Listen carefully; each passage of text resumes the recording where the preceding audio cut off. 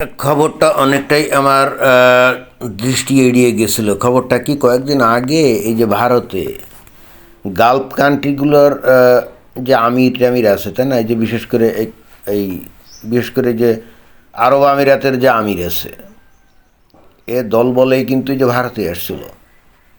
তো তখন তারা কিছু চুক্তি টুক্তি করে গেছিলো এবং তার মধ্যে অন্যতম হলো যে ভারত কী করবে, আমিরাত থেকে তেল টেল কিনবে।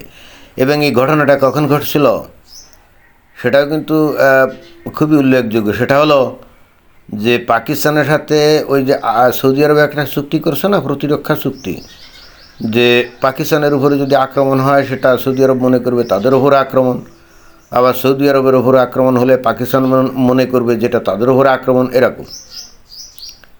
তো যদিও অবশ্য পাকিস্তানের উপর আক্রমণ হলে সৌদি আরব এসে যে পাকিস্তানের সাথে হয়ে লড়াই টড়াই করবে বিষয়টা এরকম না, হয়তো টাকা পয়সা দিয়ে সাহায্য করবে। তো সেটাও তো কম না, টাকা পয়সা অস্ত্রপাতি এগুলো দিয়ে সাহায্য করলেও তো খারাপ কিছু না। যদিও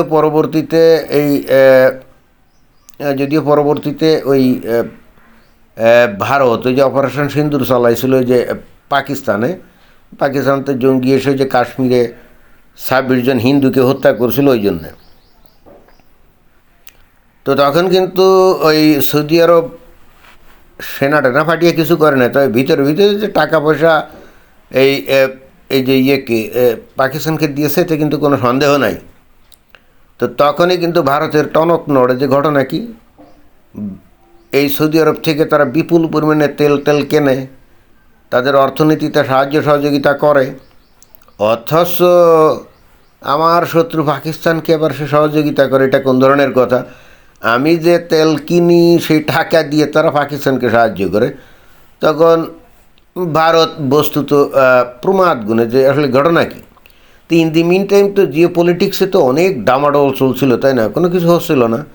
তো অবশেষে কিছুদিন আগে এই যে আমিরাতের লোকজন এসে, আমির টামির এসে ভারতের সাথে চুক্তি করছে। কী চুক্তি? যে ভারত ওই আমিরাত থেকেও তেল গ্যাস কিনবে, মোটামুটি একটা উল্লেখযোগ্য অংশই কিনবে, এতে কোনো সন্দেহ নাই। এবং সৌদি আরব থেকে তেল কেনা কমিয়ে দিবে এবং অনেকটাই কমিয়ে দিবে। ভারত একটা বিশাল দেশ, তাই না, প্রায় 150 কোটি মানুষ, তাদের তো বিপুল তেলের চাহিদা।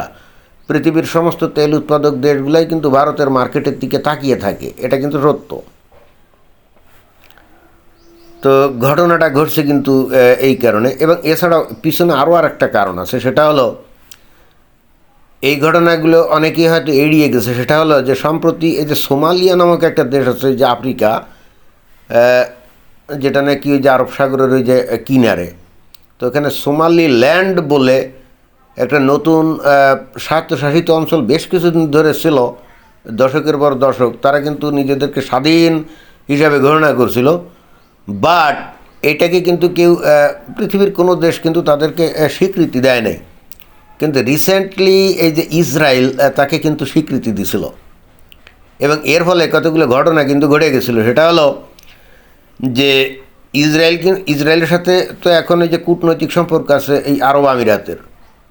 তো আরব আমিরাতের কূটনৈতিক সম্পর্ক থাকলে এখানে ইয়েমেনের ওই যে পূব দিকে ওখানে একটা গোষ্ঠী, একটা বিদ্রোহী গোষ্ঠী, তারা ইয়েমেনের কিছু অংশ দখল করছিল এবং সেখানে ইসরায়েল কিন্তু অস্ত্রপাতি দিয়ে সাহায্য করার পরে মাঝখান দিয়ে ধান করে সৌদি আরবের বাহিনী এসে তাদেরকে কিন্তু ওখান থেকে উচ্ছেদ করে দেয়। এবং এই জায়গায় ইসরায়েল বস্তুত এই যে ইউএইকে ব্যবহার করে এই যে ইয়েমেনের এই যে পূব অঞ্চল, এই অঞ্চলে কেন হঠাৎ করে একটা বিদ্রোহী নিয়ন্ত্রিত অঞ্চল করতে চাইছিল ইসরায়েল? কারণ এখানে যদি তাদের সমর্থিত কোনো শক্তি থাকে তাহলে এখান থেকে যে ইরান একেবারে প্রায় কাছে, ইরান কিন্তু কাছে, তো তাহলে ইরানের উপরে আঘাত হানা সম্ভব হবে। কিন্তু যেহেতু সৌদি আরব ওখান থেকে উচ্ছেদ করে দেয়, তাহলে স্বাভাবিকভাবে এখানে ইউএই অর্থাৎ আরব আমিরাতের একটা পরাজয় ঘটে এবং সেই সূত্রে ইসরায়েলেরও কিন্তু একটা পরাজয় ঘটে। এখন ইসরায়েলের সাথে তো ভারতের কঠিন বন্ধুত্ব, তাই না? তো স্বাভাবিকভাবে ইসরায়েল অবশ্যই ভারতকে বলছে বা ভারতকে ম্যানেজ করছে যে এইটা তো সৌদি আরব খারাপ কাজ করছে। আর এখানে তারা বোঝাতে সক্ষম হয়েছে যে এখানে যদি এই আরব আমিরাতের একটা ঘাঁটি থাকতো ওই যে ইসরায়েলের সমর্থনে, তাহলে এখানে যে রেড সি এর মধ্যে এই যে ইয়েমেনি হুতিরা বারবার এখানে এই যে কী করে জানি বারবার নানা রকম এখানে ওই যে বাণিজ্যিক জাহাজের উপর আক্রমণ করে, এটা তো অনেক সমস্যা। তো এইটা এই ধরনের বিষয় টিষয় এখানে কিন্তু আছে। তো ইসরায়েল বলছে ভারতকে যে তোমাদের সাথে আমাদের এত সম্পর্ক, এই যে এত প্রযুক্তি তোমাদের দেই, তো সৌদি আরব এই কাজটা করলো, এবং at the same time Saudi Arab এই যে পাকিস্তানের সাথে এই যে চুক্তি টুক্তি করলো, এটা তো তোমাদের নিরাপত্তার জন্য হুমকি স্বরূপ। আবার তোমরা এই সৌদি আরব থেকে বিপুল পরিমাণে তেল টেল কিনে তাদের অর্থনীতিকে সচল রাখো, সৌদি আরব মাতবাড়ি করে। তো তখন আমার মনে হয় যে ভারত বুঝছে যে ঘটনা তো আসলেই তাই। সৌদি আরব যতই ওই উপরে উপরে যতই যাই বলুক না কেন, তলে তলে তো ঠিকই তারা ওই এমন কিছু করে যা ভারতের এগেনস্টে যায়। এখন ভারত তো ইচ্ছা করলেই এই সমস্ত সৌদি আরব বা এই সমস্ত মিডল ইস্টের দেশগুলাকে ইচ্ছা করলেই তারা অনেক কিছু প্রভাবিত করতে পারে, যে বিষয়টা একতরফা। আজকে থেকে মনে করেন 2-3 দশক আগে আরবের দেশগুলা এই তেলের একচ্ছত্র অধিপতি ছিল, তাই না? অন্যান্য উৎসগুলো তো অত ছিল না, যেমন ভেনেজুয়েলা বা রাশিয়া ইত্যাদি ইত্যাদি যে বিকল্প উৎসগুলো বা আমেরিকা, এই সমস্ত তো ছিল না। ফলে তখন এই আরব দেশগুলো যেমন ইচ্ছে করি যাকে তাকে এই অনেক বড় বড় দেশগুলাকেও কিন্তু তারা অনেক ক্ষেত্রে নাস্তানাবুদ করতো। তো সেই দিন তো আর এখন নাই। এখন তো ওই সৌদি আরব চাইলেই ভারতকে নাস্তানাবুদ করবে, এরকম তো আর না। আর সৌদি আরবে তো শুনছি ভারতে নাকি প্রচুর লক্ষ লক্ষ লোক নাকি কাজ করে। তো সৌদি আরব যদি বলে যে আমরা এদেরকে একেবারে ভারতে পাঠিয়ে দেব, সেটাও সম্ভব না। এরপরেও সৌদি আরব থেকে যে পরিমাণ তেল টেল কিনবে সেটাও তো অনেক। তো যদি সৌদি আরব বলে যে তোমাদের কর্মীদেরকে, ভারতীয় কর্মীদেরকে ভারতে পাঠিয়ে দেবে, এটা কি বাংলাদেশ নাকি? যে বাংলাদেশকে এই ধরনের হুমকি দিলে বাংলাদেশ গিয়ে যে হুজুর জাহাপনা বলে পায়ের কাছে লুটিয়ে পড়বে। কারণ বাংলাদেশ তো আর সৌদি আরব থেকে ওই রকম তেল টেল কিনে সৌদি আরবের অর্থনীতিতে সাহায্য করে না। তো সেখানে বাংলাদেশের উপরে সৌদি আরব যে মাতবাড়ি ফলাতে পারে ওই আর ওই ইন্ডিয়ার উপরে, মানে ভারতের উপরে, তো সেটা পারে না। ওই রকম যদি সৌদি আরব বলে যে তোমাদের কর্মীদেরকে ফেরত পাঠাবো, তো সৌদি আরব বলবে যা তোর ওই জায়গাতে তেলই কিনবো না। তো এটা কি বিশাল লস না? আর তা বাদে ভারতীয় এই সমস্ত শ্রমিকেরা অনেক দক্ষ, হঠাৎ করে এদেরকে উচ্ছেদ করলে সৌদি আরব তো পঙ্গু হয়ে যাবে। তো সেটাও করতে পারে না। ভারত তো বোঝে সব কিছু। তারা কি করছে, ঠিক আছে সৌদি আরব তুমি পাকিস্তানের সাথে চুক্তি করছো, আমার শত্রুর সাথে চুক্তি করছো, তো এইটা তো মেনে নেওয়া যাচ্ছে না, অতএব তোমাকে তো একটা শিক্ষা দিতেই হবে। তো সেই হেতু এই এখন ভারত কী করছে, এমনিতেই রাশিয়া থেকে প্রচুর তেল টেল আমদানি করতো, এখন সৌদি আরব থেকেও করতো, এটাকে কমিয়ে এখন বলছে আমরা ভেনিজুয়েলা থেকে তেল নেবো, ব্যাস ভেনিজুয়েলা থেকে তেল নেবো ব্যাস। এই ব্যাস সৌদি আরব বুঝবে ঝালে ঝাল নাকি আদায় ঝাল, এবং একই সঙ্গে তারা বুঝবে যে তেল নিয়ে যে মাতবাড়ি তারা এতদিন করে আসছে, সারা দুনিয়ার ওপরে নানা রকম ছড়ি ঘোরাতো, প্রভাব বিস্তার করতো, এই দিন তাদের শেষ। এবং এটা তাদের বোঝানো অত্যন্ত জরুরি দরকারও ছিল। কারণ এই সৌদি আরবের কারণে আজকে বাংলাদেশের এই অবস্থা জানেন।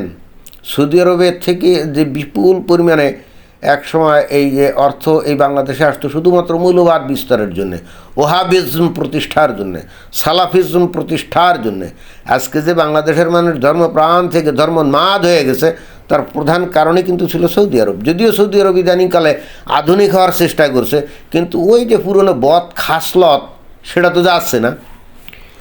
তো আমি ধরে নিতে পারি যে দেখবেন যে অতি সত্বর এই সৌদি আরবের এই যে ক্রাউন প্রিন্স আছে না, MBS, ও ভারতে আসবে, এসে নরেন্দ্র মোদীকেই বলবে যে বস পাকিস্তানের সাথে তো চুক্তি করছি আপনাদের এগেনস্টের জন্য না, আসলে আমাদের দেশের সৈন্যবাহিনী তো দুর্বল, যুদ্ধ করে না, তেল বিক্রি করা টাকা আরামাসে থাকে, তো আমাদের দেশের সাথে কোনো যুদ্ধ কারো হলে আমাদের সৈন্য দরকার আছে, তো ভাড়াটে হিসেবে পাকিস্তানেরগুলোকে ব্যবহার করবো, ওই জন্য চুক্তি করছি। এতে আপনি এত অখুশি হলে হবে কি করে? আমি নিশ্চিত দেখবেন যে খুব শীঘ্রই দেখবেন যে আগামী 6 মাসের মধ্যে সৌদি আরবের এই ক্রাউন প্রিন্স ঠিকই ভারতে চলে আসবে, এবং নরেন্দ্র মোদীর কাছে এসে দেখবেন যে বস করবে। কারণ নরেন্দ্র মোদীর পজিশন তো এখন অনেকটা সেরকম হয়ে গেছে। এখন মমিন মুসলমানরা এটা যদি না মানে তাতে কিছু করার নাই, বাট উইদিন 6 মান্থ MBS ভারতে আসবেই। কারণ হচ্ছে ওই যে লোহিত সাগরের বরাবর কি একটা রেড সিটি না কি জানি করবে না, নিয়ম সিটি, হ্যাঁ নিয়ম সিটি, তো সেখানে প্রচুর টাকা লাগবে। তো এটা করতে গেলে তো তাদের তেল বিক্রি তো মানে সমান তলে রাখতে হবে, নইলে তারা চলবে কেমনে, ওই নিয়ম সিটি করবে কেমনে? তো ভারত যদি হাতছাড়া হয়ে যায় তাহলে তো বিশাল ক্ষতি। এই ক্ষতি তো MBS চালু মাল, তাই না? সে কি ছাড়বে? আমি অতএব নিশ্চিতভাবে বলতে পারি যে আগামী 6 মাসের মধ্যে দেখবেন যে সৌদি আরব চলে আসছে। আর ওদিকে ওই সৌদি আরব এই যে ইসরায়েলকে এই যে উচ্ছেদ করে দেওয়াতে, এই যে এই ইয়েমেনের থেকে যে উচ্ছেদ করে দিল না, এতে করে সৌদি আরবেরও কিন্তু ভবিষ্যতে খারাপ হবে। যদিও অবশ্য ইরান আক্রমণের ক্ষেত্রে এই যে সৌদি আরব নানা রকম বাধা টাধা দিচ্ছিল আমেরিকাকে, আমেরিকা নাকি বলছে সৌদি আরবকে যে আমরা কিছু প্যাক 3 যে এয়ার ডিফেন্স সিস্টেম আছে আমরা তোমাকে দেব, এবং তখন নাকি সৌদি আরব বলছে যে ঠিক আছে আমাদের গাড়ি মাটি ব্যবহার করো। তো যাই হোক, অনেক খেলাধুলো আছে, বাট ইসরায়েল তো নিজস্ব খেলা খেলে, তাই না? সবসময় ওই আমেরিকার কথাটা তো শুনে চলে তা তো না। আর প্রকৃত অবস্থা আমার যেটা মনে হয় এখন, ইসরায়েলও আস্তে আস্তে টের পাচ্ছে যে আমেরিকার দিন আস্তে আস্তে শেষ হতে যাচ্ছে, তাদের নতুন বন্ধু ঠিক করতে হবে, এবং এই হেতু ভারতের সাথে তার সবচেয়ে বেশি ঘনিষ্ঠ সম্পর্ক, এবং তারা বুঝতে পারছে যে ভবিষ্যতে যদি সত্যিকার অর্থে কেউ পরাশক্তি হয়ে উঠতে পারে, ভারতের একটা সম্ভাবনা আছে। এবং সেই ক্ষেত্রে আমার মনে হয় যে ইসরায়েল ভিতরে ভিতরে তাদেরকে অনেক সাহায্য সহযোগিতাও করে। তো এটাই ছিল বক্তব্য। ধন্যবাদ।